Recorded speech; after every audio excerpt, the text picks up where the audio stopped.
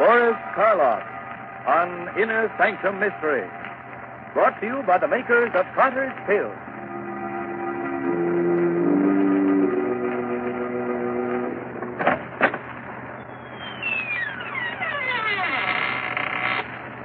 Good evening, friends. Let me welcome you once more to the Inner Sanctum. This is Raymond, your host. Come in, won't you, and sit down? No, I'm not being polite. I'd prefer you to sit, you see, because within the next 5 minutes, you're going to be so weak in the knees that you won't be able to stand.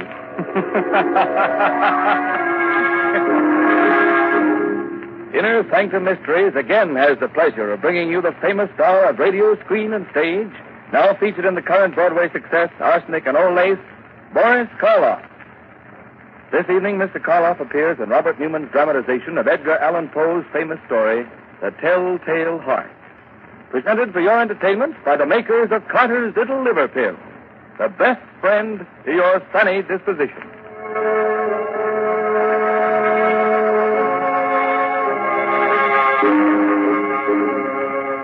And now our story. A story based on a tale by the greatest master of the macabre that ever lived, Edgar Allan Poe. The story of a man who could hear not only every sound on earth, but even things that don't exist. So, turn down the lights, call in a friend or neighbor to keep you company, and listen to Boris Karloff as Simon in The Telltale Heart. It's early evening. The sun is just setting behind a range of low hills. On top of the nearest hill is a huge rambling building surrounded by park-like grounds. A road winds from its gates down to the little village below. Down this road comes a man. He's tall, gaunt, his hair snow white. He's so busy with his thoughts that he doesn't see the small, dark man who sits by the roadside. But just as he is about to pass him... Good evening. Huh? Oh, why, good evening. Nice evening, isn't it? Nice? Why, it's the most wonderful, perfect evening I'll ever know this side of heaven. You don't say. You can't know what it's like to feel as if you've just risen from the dead. As if your tomb was opened, and you were told that you could return to the world that you knew and loved. Can't I? You can't. You see, my name is Simon. I was a musician. 2 years ago, I went stone deaf. Suddenly. Completely. Do you know what deafness means to a musician? It's like dying. Or worse. Like dying and knowing that you're dead. Oh, I went to doctors, but they could do nothing for me. But finally, one of them sent me to see the doctor who has the place up on the hill here. Dr. Adair? Yes, Dr. Adair. He kept me with him for 6 months, and now I'm going home again. He cured you? You can hear? Hear? Listen.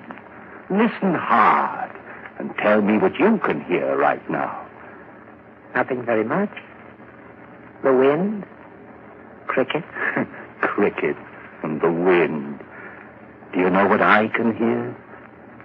I can hear the grass growing, the sap rising in the trees. I can hear the stars moving in their courses. I can hear things that no man ever heard before. Now do you know why I said that this was the most wonderful evening that ever was? Yes, Simon. But I knew why before. You see, I just left the place up on the hill myself. You left there? You mean... When I was taken there, I was blind. Oh, your eyes, yes. I hadn't noticed before, but they are strange.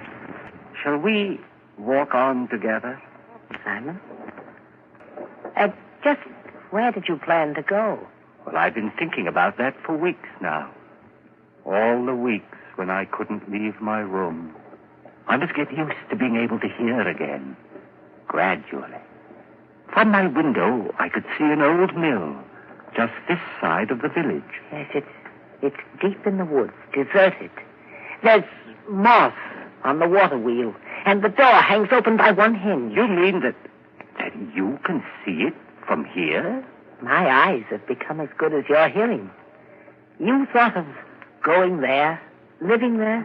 For a while, until I was ready to return to the world. Oliver, why don't you come with me? Then when we are both ready, we can go back together to the world. Yeah. I could do that. Think of what it's going to mean, how much we're going to be able to help people. You with your sight and I with my hearing. Help them? Yes. Yes, of course. All right, Simon. We'll go to your old mill.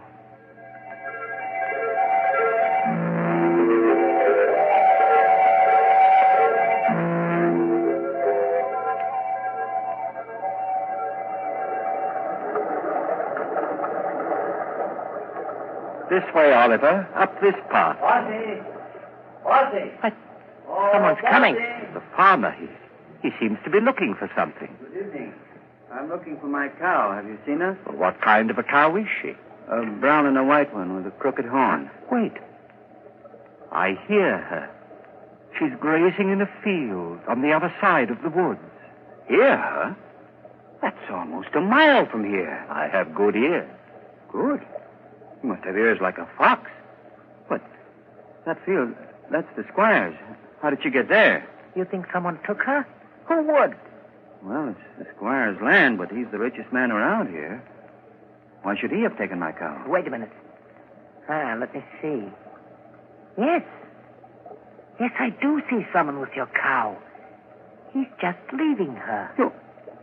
You can see that? Right through the woods? I have good eyes. Who is it? What's he like? Is he tall, wearing a brown jacket? Yes. I knew it. It's the squire. He's trying to steal my cow. I'd better go get her. Thank you very much. Perhaps I'll see you both again. Perhaps. We'll both be staying around here for a while there in the old mill. Why did you tell him that, Oliver? Did you really see the squire taking his cow? I saw what he wanted me to see. What do you mean? He hates the squire because the squire's rich and he's poor. But what? Never mind, Simon. Shall we go on to the mill? Here we are. And it's just the way I knew it would be. Quiet, peaceful, no noises, just sound. And even those are dulled by the waterfall. Yes, it's just the way I knew it would be, too. Dark, dank. The home of the rats and spiders.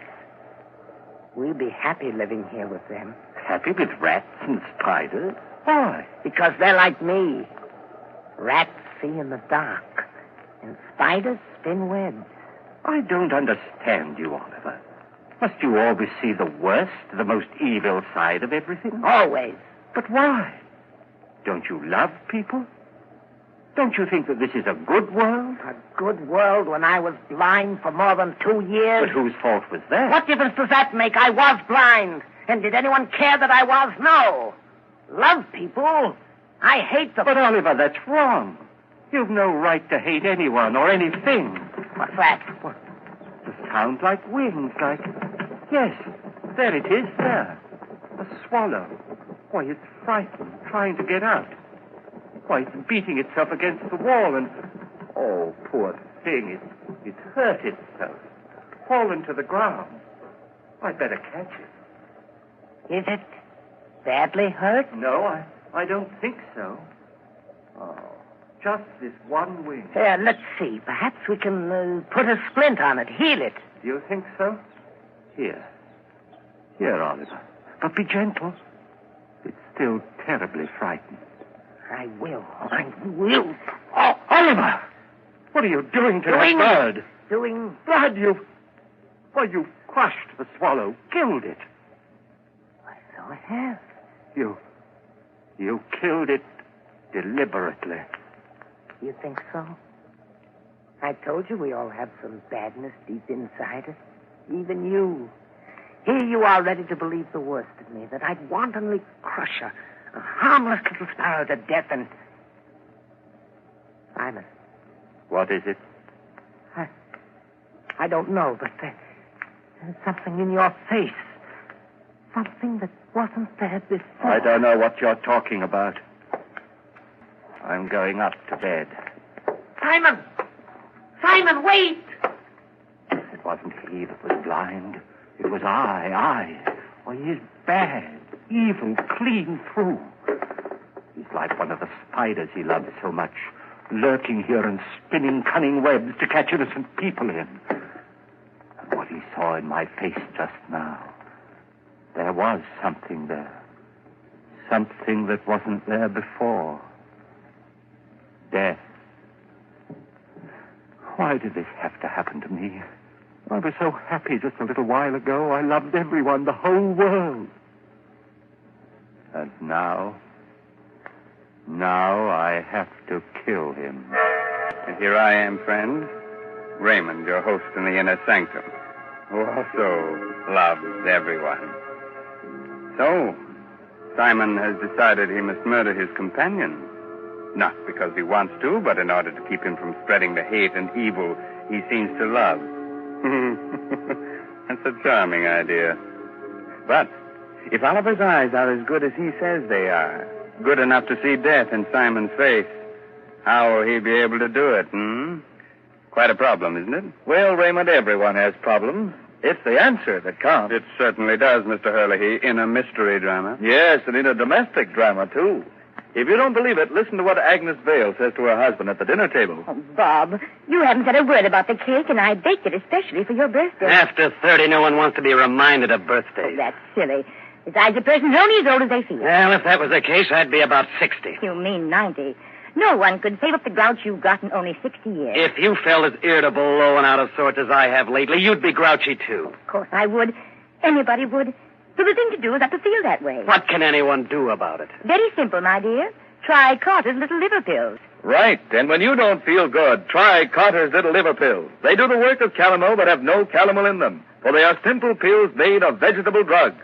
They wake up the flow of one of our most vital digestive juices.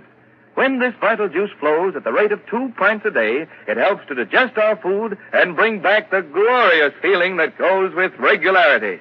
Then most folks feel like happy days are here again. But be sure you get the genuine Carter's little liver pill.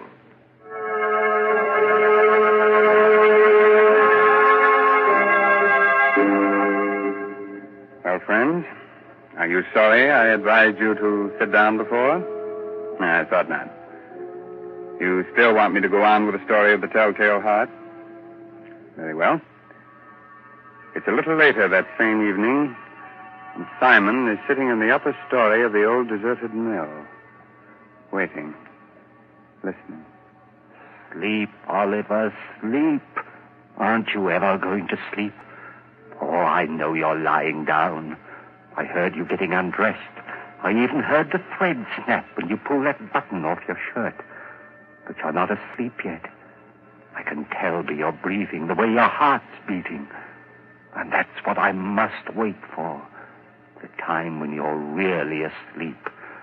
When you close those hawk eyes that can see even in the dark.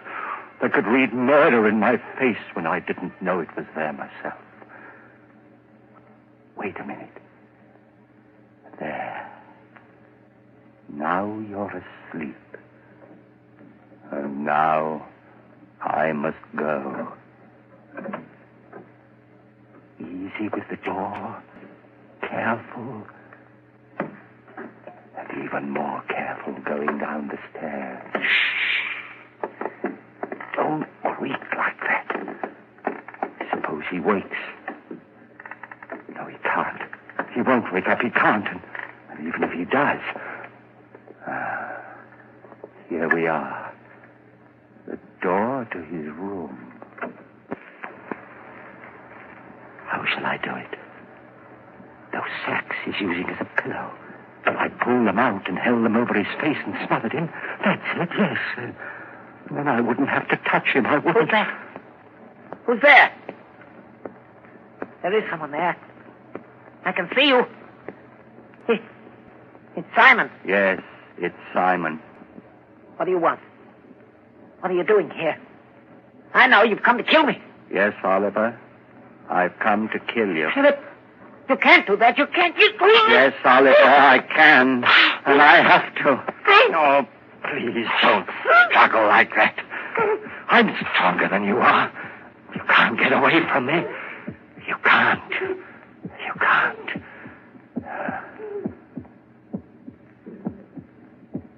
That noise. Hear it?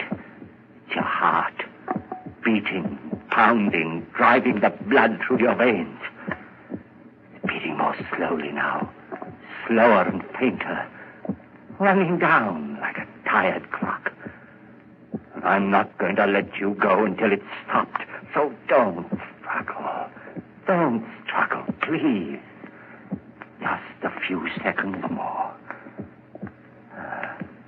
I can hardly hear it now. Just a faint, throbbing murmur.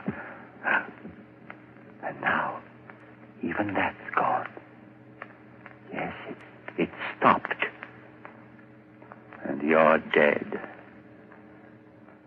Oliver, listen. I didn't want to do it. I didn't, but I had to.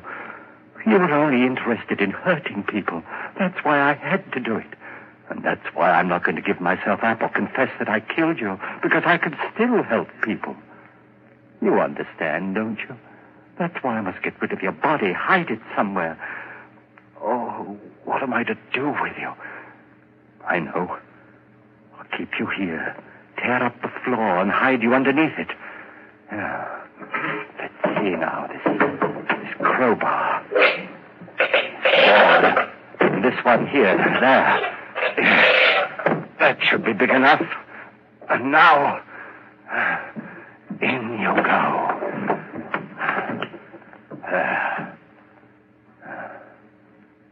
Goodbye, Oliver. Goodbye. Just put these boards back. Nail them down again with the same rusty nails. And it's done. Now I'll spread this dust over the cracks. No one will be able to tell what I've done. No, not even with your eyes. If you could still use them. What's that? A light. A lantern outside. Someone at the door. Maybe Crispy's come back again. Yes? Who is it? It's Trent, the constable. The constable? What do you want?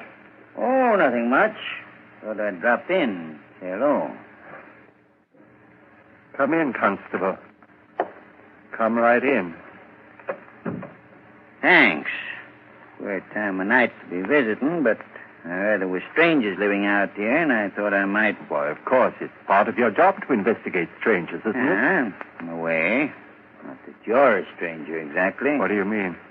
Well, you've been around here for some time, haven't you? Up at Dr. Adair's place in the hill, I mean? Oh, yes, of course. I just left there this afternoon. Uh-huh. And your friend, where's he? Sleeping? Friend? Why, there's no one here with me. I'm all alone. What the doctor said. You mind if I look around? No, of course not. Not that I doubt your word or anything like that. Oh, no, don't apologize, Constable. Go right ahead. Well, Constable? There's certainly no sign of anyone else. Well, I told you so. Yes, you did. Now, I'll just sit down here for a minute. Get my pipe going. No, not there. Don't sit there. Why not? Because, well, it was just that the floor looked a little rotten right there, and I was afraid that... Oh, I guess it's all right. Sure. Strong enough to hold me, anyway. Don't stop me if I hurt you. Good heavens. What's that? What's what? That's throbbing. That noise. Beating away like... I don't hear any noise. But you must, you... Those ears of mine. Sometimes they're too good. It's just your watch ticking. Watch? I haven't got a watch on me. You haven't? But then what? Oh, look, Constable, I could use a bit of exercise. Suppose I walk you back to the village. Well, that's mighty nice of you. I'm glad to have your company. hurry, is there? Let's sit there for a while. I don't want to sit. Constable, will you come now? Now, this minute. If you don't, I don't know what I'll do. Hey, you have gotten yourself into a state. Is anything the matter? No, of course not. It's just that I get nervous, restless, and you won't mind if I walk up and down right here, will you? It'll make you feel any better. Go ahead. Thank you. This floor, it is noisy, isn't it? It isn't noisy enough. Constable, this lever here, I've been wondering about it. What's it for, do you know? Yes, I think it opens the sluice, starts the mill wheel turning. It does? Then let's try it. See if it still works. There. Yeah, still works all right. Quite a racket, too. You're not loud enough still. Constable, for heaven's sake, will you come now and leave here with me?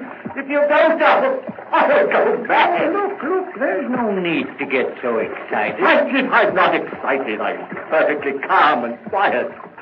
Will you come now, right away? But I told you. I know what you're doing.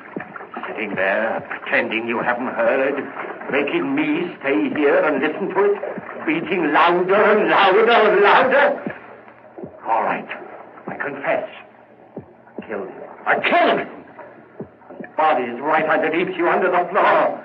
I killed him, and that noise you hear is his heart. The beating of his telltale heart.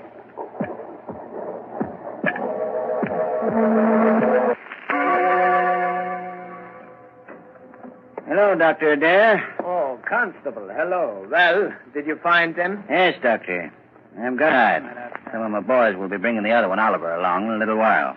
Bringing him? What's the matter with him? Well, sort of. They were in the old mill by the river. Simon had evidently tried to kill Oliver, but he hadn't done a good job of it. He nailed him up underneath the floor. And when we got him out, he was unconscious. He's still pretty weak. I see. Bring Simon in, will you? Sure. All right, Simon. In here. Yes, Constable? Now, turn him around so that he's facing me. That's it. Well, hello, Simon. Hello, Doctor. Simon, why did you run away from here this afternoon? Run away? I didn't run away. I left. What need was there for me to stay when I was cured? Oh. And what you did, or rather tried to do to Oliver? That was wrong. I know it was wrong, but I had to do it. He was bad, Doctor, bad. He hated everyone, wanted to hurt them, and I couldn't let him. You know, it's strange, Constable. 2 men, both mental cases because of a sudden affliction.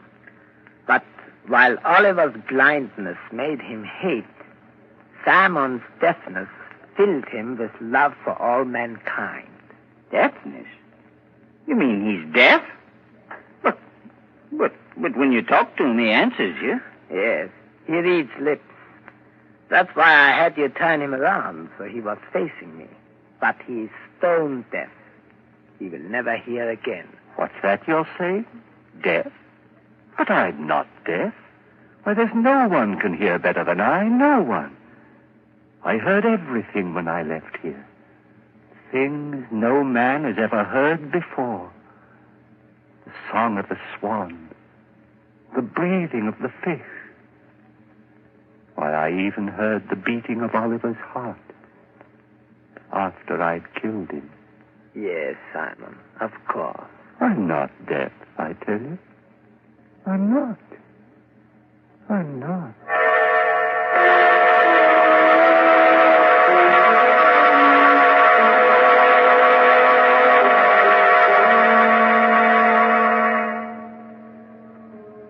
So, Simon did hear all the things he said he did. Even the beating of the telltale heart.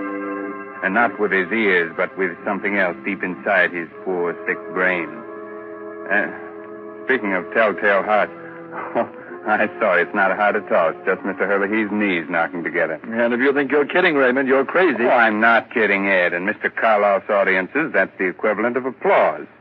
since everyone's generally much too scared to show the usual approval with their hands.